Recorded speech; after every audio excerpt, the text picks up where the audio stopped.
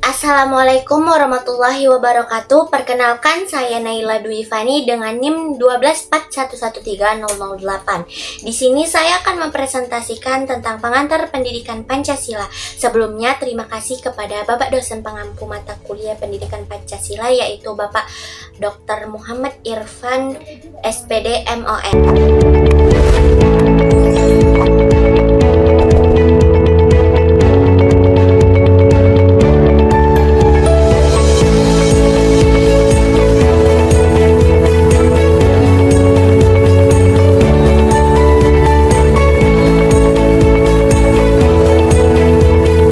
Adapun selanjutnya di sini saya akan memaparkan beberapa submateri yang akan saya jelaskan, yaitu yang pertama pengertian mata kuliah pendidikan Pancasila dan revitalisasinya. Dan yang kedua, dinamika dan tantangan pendidikan Pancasila.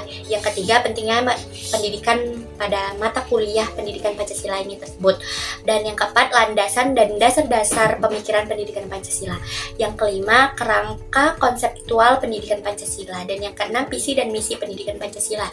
Yang ketujuh, tujuan dan capaian penyelenggaraan pembelajaran pendidikan Pancasila. Dan yang ke-8, capaian pembelajaran. Yang ke-9, menggali sumber historis, sosiologis, yuridis, dan politik pendidikan Pancasila. Dan yang terakhir, yang ke-10, ruang lingkup materi. Nah, masuklah kita pada pembahasan yang pertama, yaitu pengertian mata kuliah pendidikan Pancasila dan revitalisasinya. Menurut Nurwadani dan kawan-kawan pada tahun 2016, pengertian mata kuliah pendidikan Pancasila ini merupakan usaha sadar dan terencana untuk mewujudkan suasana belajar dan proses pembelajaran agar mahasiswa secara aktif mengembangkan potensi dirinya untuk memiliki pengetahuan, kepribadian, dan keahlian sesuai dengan program studinya masing-masing. Jadi, mata kuliah Pancasila merupakan proses pembelajaran dengan menggunakan pendekatan student center learning untuk mengembangkan knowledge, attitude, dan skill mahasiswa sebagai calon pemimpin bangsa dalam membangun jiwa profesionalitasnya sesuai dengan program studi masing-masing. Nah, selanjutnya yang kedua, masuklah kita kepada dinamika dan tantangan pendidikan Pancasila. Yang pertama itu ada dinamika pendidikan Pancasila. Sebagai diketahui, pendidikan Pancasila mengalami pasang surut dalam mengimplementasikannya pada tahun 1947. Diterbitkan sebuah buku dan berisi pidato Bung Karno tentang lahirnya Pancasila. Dan yang kedua, masuklah kita ke tantangan pendidikan Pancasila. Abdul Ghani menjelaskan bahwa Pancasila merupakan motif dan letsar, yakni dorongan pokok sekaligus bintang petunjuk arah bagi penyelenggara kehidupan berbangsa dan bernegara. Dalam pandangan tersebut, Pancasila tidak hanya dipahami sebagai dasar negara dalam pengertian yuridis formal, melainkan sebagai landasan filsafat dan moral yang seharusnya menjiwai seluruh praktik kekuasaan negara. Nah, yang ketiga, masuklah kita kepada pentingnya mata kuliah pendidikan Pancasila. Adapun pendidikan Pancasila ini berperan penting, yang pertama sebagai membentuk karakter generasi bangsa muda agar memiliki nilai moral dan etika sesuai Pancasila. Yang kedua, menangkal dampak negatif globalisasi yang dapat merusak nilai budaya kepribadian bangsa. Yang ketiga, mengarahkan pemanfaatan teknologi secara bijak sehingga digunakan untuk hal positif. Yang keempat, mengatasi degradasi nilai-nilai kebangsaan yang semakin memudar di masyarakat.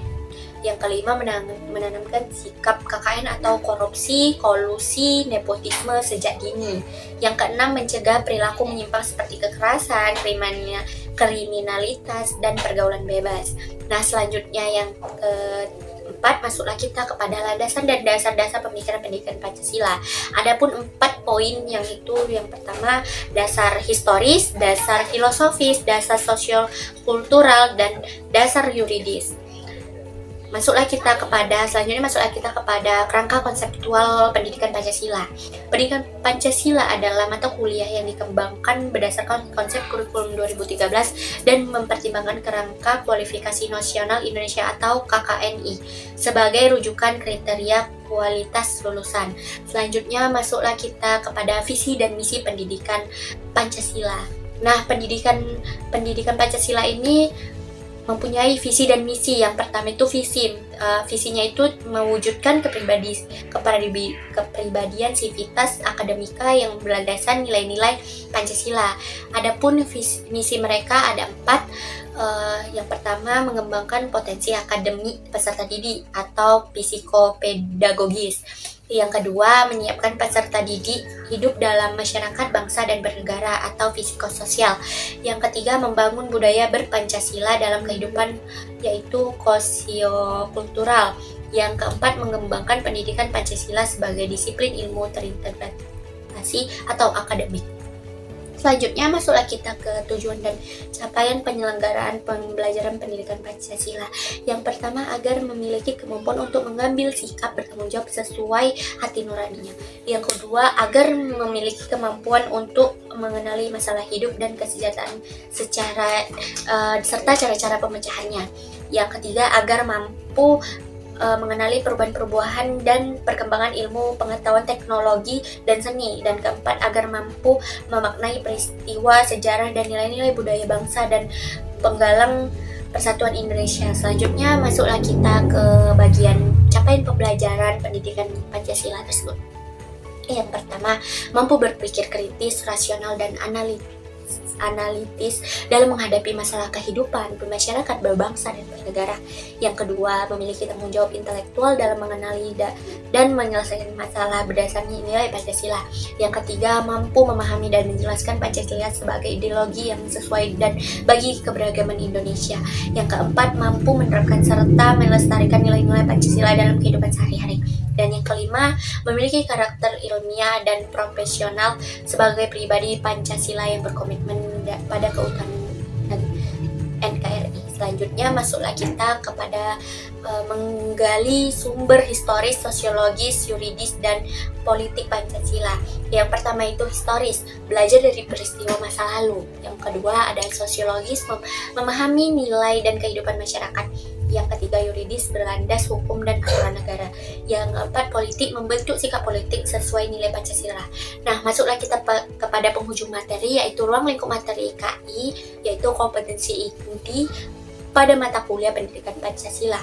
Kompetensi inti atau KI merupakan kemampuan atau kompetensi yang bersifat generik yang isinya merujuk pada esensi tujuan pendidikan nasional. Nah, yang kedua itu kompetensi dasar atau KD, bersifat spesifik yang isinya mendeskripsikan kemampuan terkait substansi mata kuliah.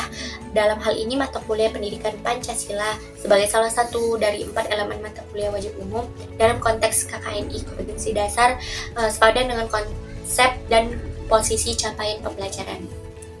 Demikianlah materi yang sudah saya paparkan. Kurang dan lebih saya mohon maaf. Terima kasih semuanya.